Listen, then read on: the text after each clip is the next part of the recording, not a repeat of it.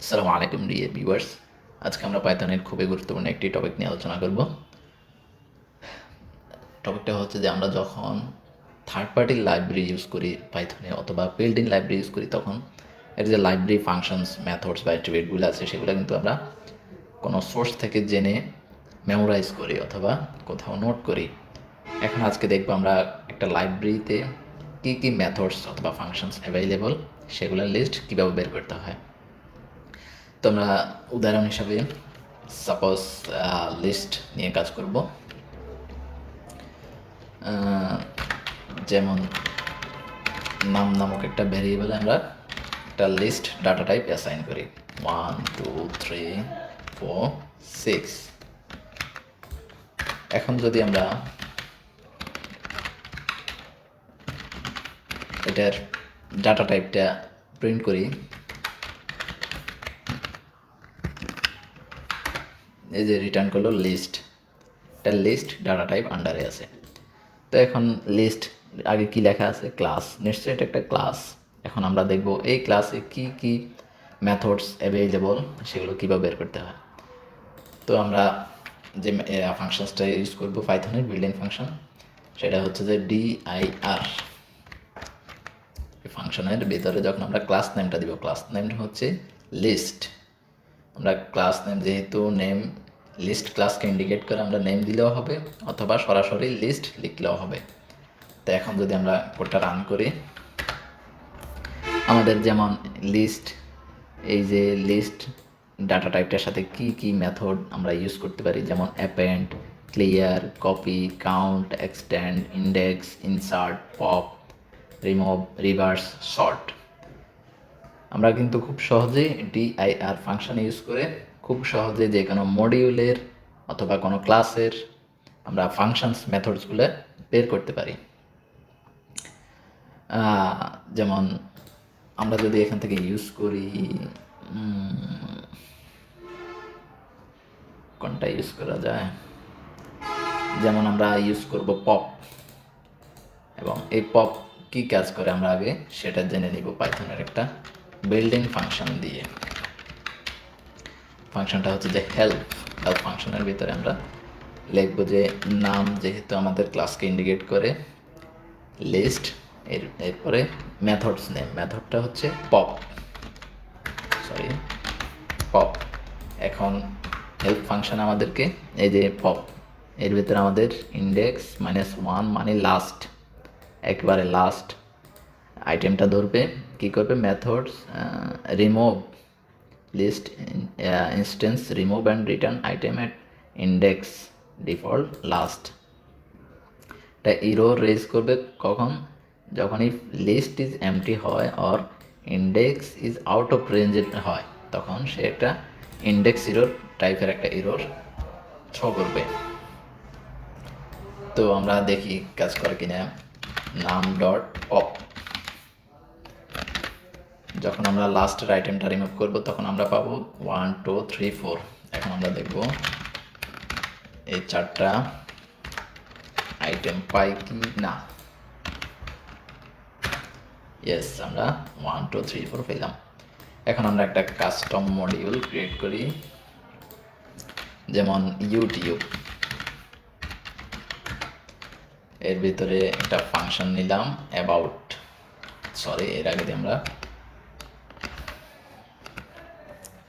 লিখি এই যে ইউটিউব একটা যে মডিউল বা লাইব্রেরি, এই মডিউলের একটা ডিসক্রিপশন দিব। YouTube is a video streaming platform. Just এই একটা সিম্পল ডিসক্রিপশন দিলাম। এখন যদি আমরা মডিউলটাকে, লাইব্রেরিটাকে এখানে ইম্পোর্ট করি, ইউটিউব,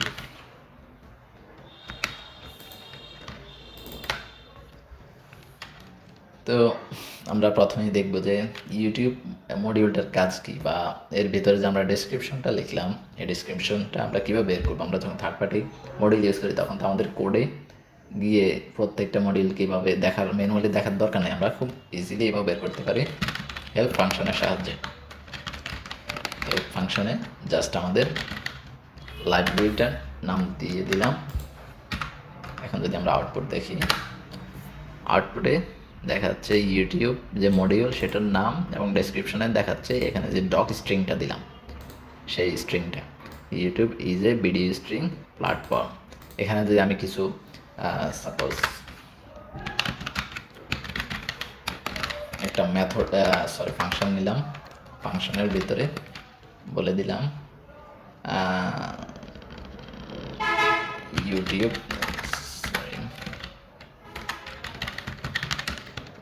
ডেসক্রিপশন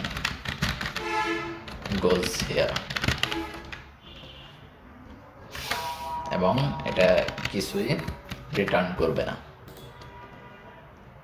এখন আমরা যেহেতু দেখলাম যে ইউটিউব মডিউলটার ডেসক্রিপশন আমরা বের করতে পারতেছি। এখন যদি আমরা এখানে ইম্পোর্ট করি ম্যাথের ডেসক্রিপশনটা এখানে বের করতে পারবো।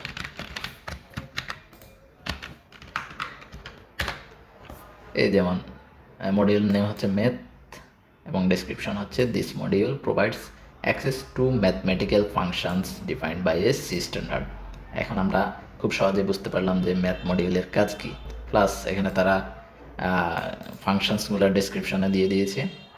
আমরা সবগুলো ফাংশনস কীভাবে ইউজ করতে হয়, কী রিটার্ন করবে এবং কখন এরর রেজ করবে, আমরা সব কিছু দেখতে পারি এইভাবে। সো আমরা ইউটিউবের ভিতরে যে ফাংশনসগুলো ডিক্লেয়ার করলাম সেগুলোর লিস্ট বের করার জন্য আমরা কোন ফাংশন ইউজ করি, dir। তো এখন যদি আমরা আবার রান করি, এগুলা পাইথন ইনজেক্ট করে রান করার সময় এই অ্যাট্রিবিউটগুলো আমাদের এখন প্রয়োজন নেই আপাতত। এই যে অ্যাবাউট ফাংশনটা আমরা বের করতে পারলাম।